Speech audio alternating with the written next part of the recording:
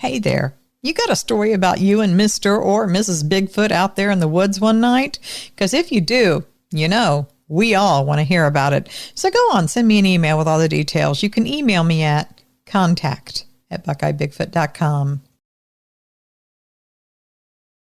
Welcome to Buckeye Bigfoot, where every night we're going to take a ride down into Sasquatch Valley. Tonight, we have a comment that was left on a recent video.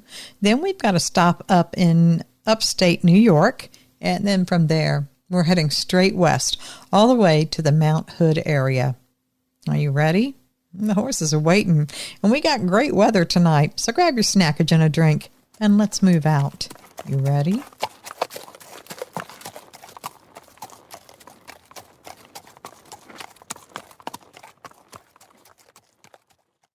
This comment was left on a video dated from April 22nd, 2025, and here's what Barbara says. My mother told me about seeing a Bigfoot while traveling the Alcan, the Alaska-Canadian highway. My thought at the time was, it must have been a grizzly bear on its hind legs. I never said it out loud, and am I glad I didn't, because 10 years later my daughter and I were traveling the Alcan in broad daylight, approaching the Canadian town of Hope. We watched a Bigfoot cross the road in front of us. A doubter no more. This is a small bit of story that you might pay no mind to.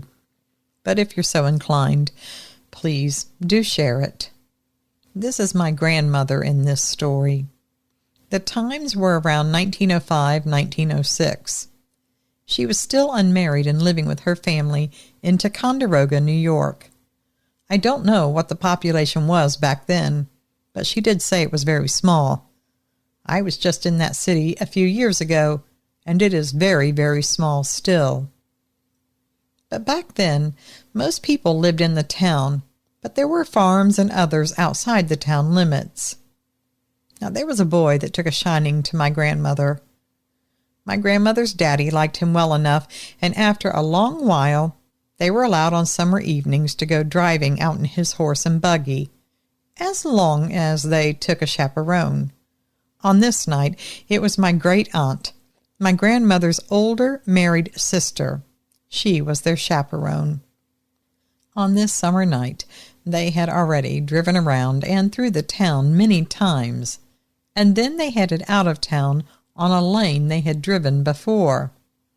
They would go out so far, then turn around and come back to town.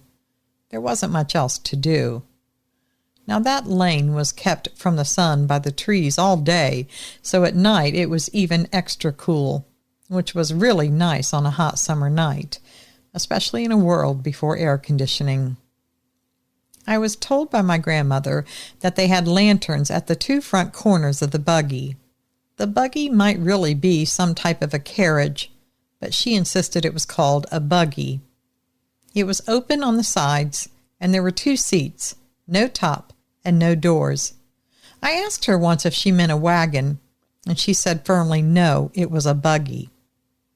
Her young man was driving the buggy. She was seated next to him, and my great-aunt was in the back. They were trotting along, all of them talking and just having a good time. My grandmother said she loved these drives in the summer. The fashion of the day said that they must wear dresses down to the toe tips with corsets and all the fixings, which was very miserable in the summer. A drive was the only way that she got breezes to cool down. This lane was dark, of course, just the lights from their lanterns. Everything was fine, she said, and then in the next second, it wasn't. Their horse reared up out of nowhere and took off like someone set its tail on fire. My grandmother's gentleman friend could not slow the horse, no matter how he tried. It was running so fast, the buggy was bumping on the road and rocking from side to side, actually coming up off one side of the wheels at a time, settling back down and picking the other side up. Everyone was holding on and screaming. My grandmother said that she heard her sister scream in a shrill, different way than she had been. It was very different, so different she looked back over her shoulder, and she was shocked to see a shadowy, man-shaped covered thing with hair running right alongside the carriage. She said its running was effortless, like it wasn't even working up a breath. Yet it was running alongside a buggy that was being pulled by a horse going at breakneck speed. My grandmother started screaming in that shrill way, too. She was tugging on her gentleman friend's arm, but he was fighting the horse to get it under control, and he did not look her way. But somehow she made him look backwards. When he saw it, he pulled the whip out of its holster on the front of the buggy. Then he turned, and he cracked the whip on the hairy man's shape a couple of times. Grandmother said it didn't like that at all. Who would? Her gentleman friend hit it at least 2 or 3 times, she said. And when he tried to crack that whip at it again, she saw the hairy creature reach up and try to grab the whip, but it kept missing. But it knew to dodge the whip, too. But a few more cracks, and her gentleman friend caught it either across the face or along the jaw and neck. And that whip must have cut deep, because the creature howled in pain. Then it suddenly veered off to the side of the road, and it was gone in the darkness. When they got back to town, she said the poor horse was in a bad state, badly lathered up, wheezing, and its sides heaving and shaking. Now, the first people they came across in town that saw them were quite shocked. You see, back in those days, it was all about being proper and as undramatic as you could be, at least according to my grandmother. And they had created a spectacle of themselves, and that was a gossip thing. Now, her sister was also in quite a state for some time, as she insisted the thing running alongside their carriage had tried to grab her, and it had touched her more than once, and had actually grabbed the top of her sleeve and was trying to pull her out of the carriage at one point. Anyway, her gentleman friend's father was certain that they had just been set upon by a bandit of some type. And most people that heard the story agreed with that, even though the 3 people in the buggy explained that what they saw could not have been a person. No one knew of a person that could run as fast as a runaway horse, and nothing had been done to set that horse off as far as they knew. My grandmother said she believed the horse caught the scent of the man shape covered in hair. Honestly, she didn't know for the longest time exactly what to call it. Really, even to her very last day, she was uncomfortable saying words like Bigfoot or Sasquatch. To a woman from the Edwardian era, those were borderline crass and undignified words.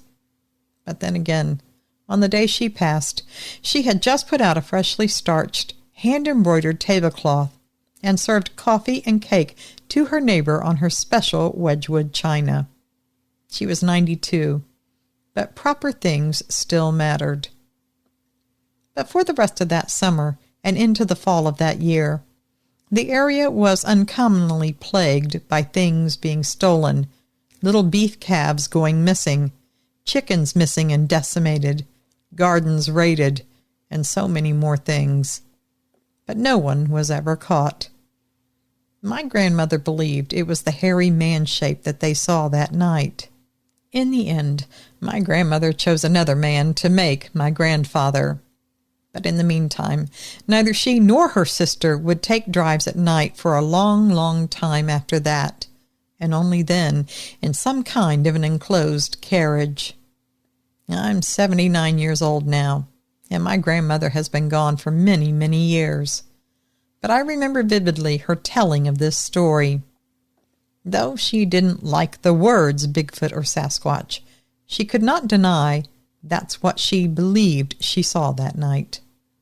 Now, this is a strange tale, to be sure, and it was told to me by her as the God's honest truth, and I believe her. Thank you. Signed, Corey Brown, Syracuse, New York. In 2008, me, my sister, and her boyfriend, we did some hiking and camping near Mount Hood. We prefer to do dispersed camping, which that just means not camping in a regular campground area. This is allowed in the Mount Hood Forest with certain restrictions. My sister and I had hiked and camped this particular area many times over the years, but it was the first time for her boyfriend. We camped on the southwest side of Lawrence Lake, where we knew there were some established dispersed campsites. We had set up our camp, finished eating, and were getting very close to going to our tents for the rest of the night, when some people suddenly walked into our area. I could tell they were not happy. It turned out they were hoping to camp where we were, though I was surprised at how late it was. They weren't very happy, but they moved down a couple 100 feet where there was another site that people sometimes used. None of us were happy, it seems, but it turned out that they wanted to stay up and have fun, so we were definitely not happy. They were listening to music that sounded thin and hollow, like some small battery radio. It was really irritating because all the high screechy parts reached us just fine. The battery must have died around 1 a.m., much to our relief. But after that, we didn't hear the music, but we sure heard them talking and laughing. After a while, that stopped too. Something woke me up, and I checked my watch. It was around 2 a.m. I realized I was hearing footsteps near the tent. I had just been drowsing again and again, but I wasn't really asleep when I heard the footsteps again. I first thought it was my sister or her boyfriend answering nature's call in the middle of the night. But then I realized that couldn't be right. I didn't see any light from a lantern or a flashlight. Then I sat up in my tent to listen. These footsteps were loud. You could really hear them hit the ground. I thought, if that's not my sister or her boyfriend, maybe it was some of those people from down the way. I mean, it's rare, but it does happen that people out on trails will steal from you. And I thought that's what was going down. Determined to put a stop to this, I put my headlamp on, got my can of mace ready, and slowly unzipped my tent opening.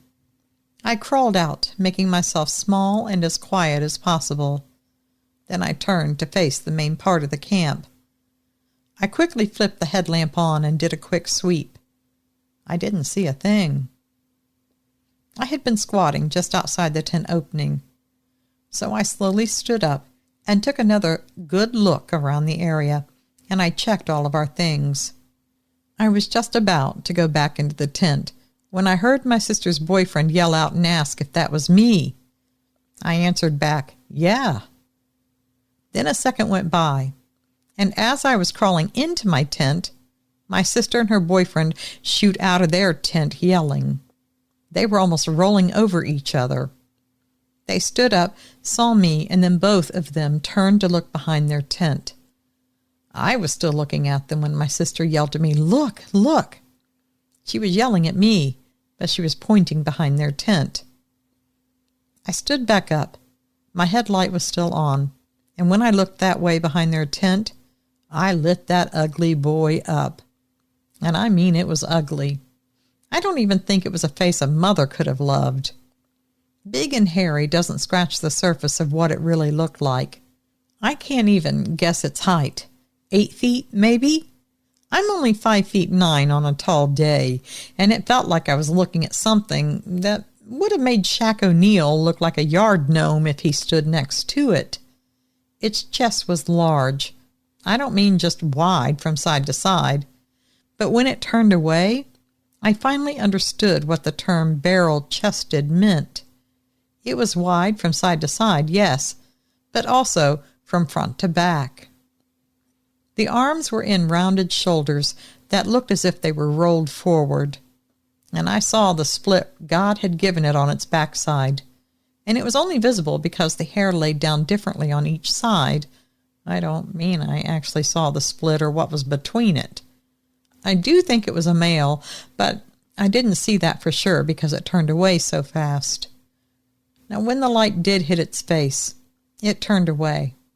I think my sister screamed, and her boyfriend got her to finally stop. In like 2 seconds, it was gone from the camp. All my headlamp lit up were the trees behind it and nothing else. The thing slid away so fast you wouldn't believe it. The three of us huddled together for a few minutes, talking, deciding what to do. None of us wanted to get back into our tents. My sister kept saying, "We thought it was you. We thought it was you." I asked, "What did you think was me?" Turned out that something had been sniffing the screen at the top of their tent, and then it was touching their tent, so my sister would poke back at it from inside with the nylon. It would poke back at her. She thought it was a game. That's when something went wrong, though. It almost tried to grab her. That's when they yelled out, asking, was that me? I said yes, thinking that they had heard me or seen the light. But they hadn't. They really thought that it was me messing with them and their tent. But when I answered, they knew real fast it couldn't have been me. My voice came from the front sides of the tent. Whoever was playing games on the other side through the tent nylon, well, they were not me. Now, the bad thing is, we were under a no-burn restriction at the time, so no campfires were allowed. That meant that our only light sources were very restricted, headlamps and a couple little tiny lanterns and flashlights. Now, maybe 20 minutes after this thing left our area, we heard the party of campers down the way yelling, and it sounded like someone began banging on a pot, and I know they were yelling the word bear, bear. I could hear them. Then there was silence for about 2 seconds. Then the yells were something quite different. It seemed our hairy friend had made his way down to their camp, too. I kept the mace handy. My sister had the bear spray. The three of us set up in a triangle formation so that we could see each other and keep an eye on each other's backsides. We could see what was behind the person we were facing. We stayed that way until we had a nice pink dawn in the sky. We packed up quickly, and then we walked down to see if the party of campers had also been bothered by the same thing in the middle of the night. We were pretty sure, but we just wanted to hear it from them. But we didn't get the chance.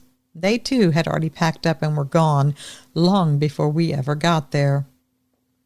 I know this was brief and a little bit vague, but I know what I saw, even if it was only a couple seconds, and 2 other people with me swore they saw it as well. They would swear it to this day and still do. So, I don't know what else I can tell you, but this is truthfully as it happened. Please don't use my name. Thank you. Sign me Anonymous. All right, well, a big thank you to everyone who took the time to send their encounters in. I appreciate it, and I know the Sasquatch appreciates it too. All right, everyone, now listen, I don't have a great deal more for you tonight. I'm just grateful that you all took this ride with me and stayed with me until the end. But you know what's going to happen. I'm going to have to say goodnight for now. But we're going to get together just in a few more days. And until we do, please, always remember, absence of proof is not proof of absence. Thanks for listening.